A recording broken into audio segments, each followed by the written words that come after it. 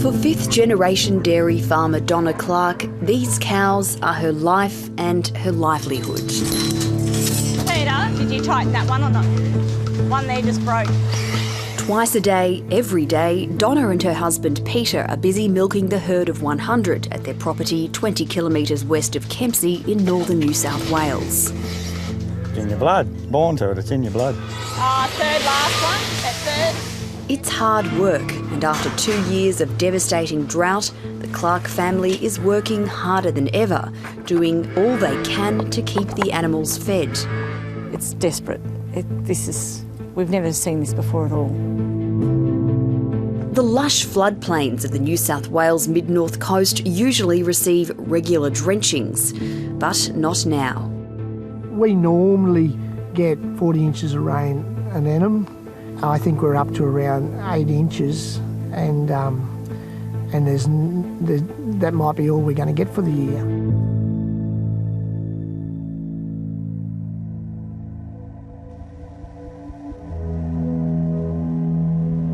Back at Donna Clark's farm, the realities of a dry winter are hitting home. It's pretty desperate. As you can see, there's no grass really left. The cows have even eaten the blady grass, and there's a bit of humps of where the blady grass was. It's that dry. The cows are eating what they don't normally eat, and that's just telling you how much the cows and that are starving at the moment.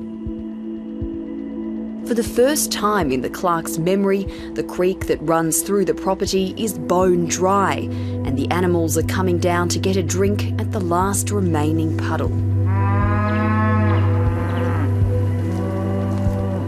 This is their only water source in this paddock. That's all they've got now. The once rushing river is now unrecognisable. Yeah. Usually this is full of water. How high would it be? Yeah, normally sort of waist height most of the time. Yep. Yeah, it'd probably take 10 inches of rain to fill this creek back up. But if you got... How likely is getting 10 inches of rain sometime soon? No chance. No chance. Pray for rain. Mm-hmm. Are you both praying for rain? Desperately. Silently, I guess. Yeah, desperately.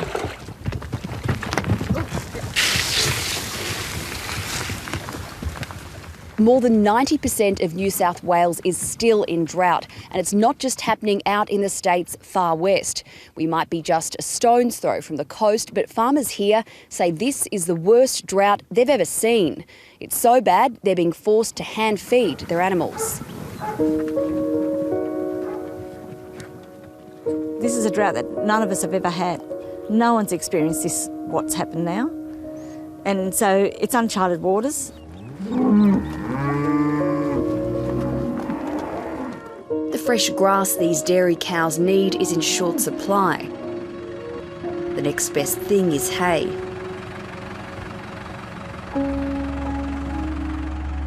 There's no profit. Whatever's sold goes straight into paying bills, and that's what it comes down to. While the Clarks wait for rain, those bills are piling up.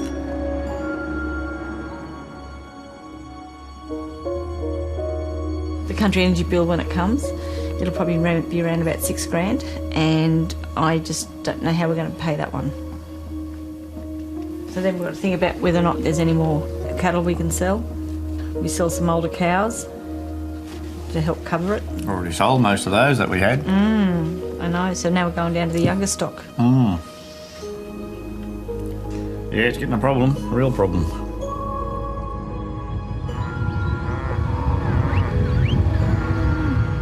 Donna and Peter's two sons want to work on the family farm, but they can't afford to pay them, so the boys are forced to find work elsewhere. Makes you wonder why, how do you get out of bed of a morning sometimes? And how do you get through that, those tough times emotionally and mentally? I think it's our kids more than anything. They keep us going, keep us sane.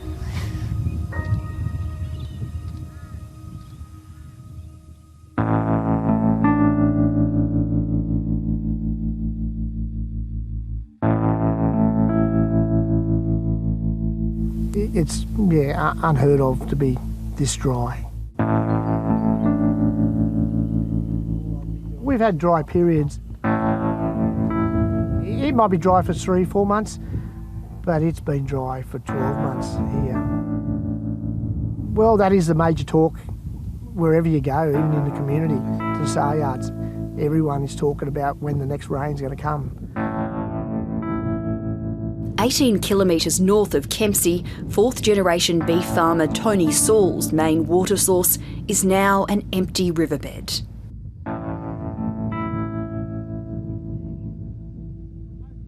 Even in the other dry times, we would have water to our knees sitting in this basement, but we're beyond that now. Yeah, come on, come on! Come on!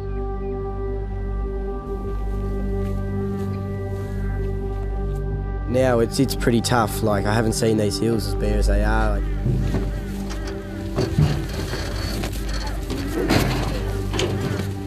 Like the Clark family, the Sauls are also feeding much of their stock with hay. The price has more than doubled over the past year. The whole family has taken on jobs outside the farm to make ends meet. We've all still got loans to pay, and you know, the bank, you know, still need their money, so we've got to have an income coming in. Before sales, I could be not getting home till probably 1 o'clock in the morning. What time are you up again? Yeah, usually starting about 6 o'clock. You know, worst scenarios, like I have done a few nights where I haven't finished until 4 o'clock, just trying to get me jobs done. You know, other people rely on you. That's what you do. If you've got a dream to keep your farm afloat, you have no choice, really. This long, dry spell isn't just taking a toll on the family's finances. It affects your mental thinking. The long hours of working to bring other income in takes a toll on your family life.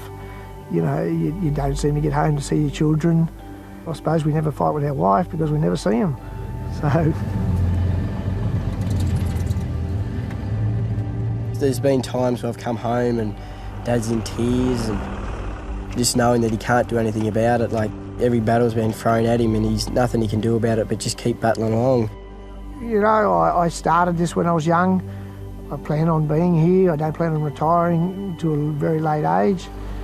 I've just got to see it through. I've got to stick it in there for them so that they've got something at the other end. If they don't get rain in the next few weeks, they'll be forced to sell some of their cattle. You just pray and wish, and yeah, hopefully it'll come. It's one day closer every day. So that's all we can wish and hope for.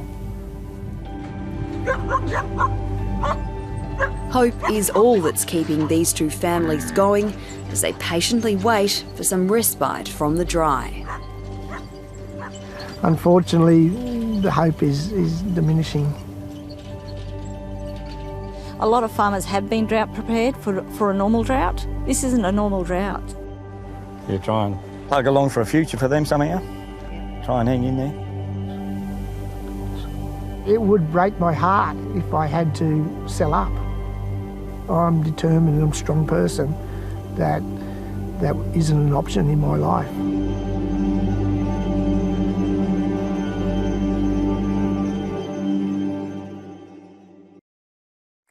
Hi, I'm Lee Sales. Thanks for watching this story. If you'd like to watch more of 730's stories, they are on the left of your screen. And tap on the button below to subscribe and get the latest from ABC News.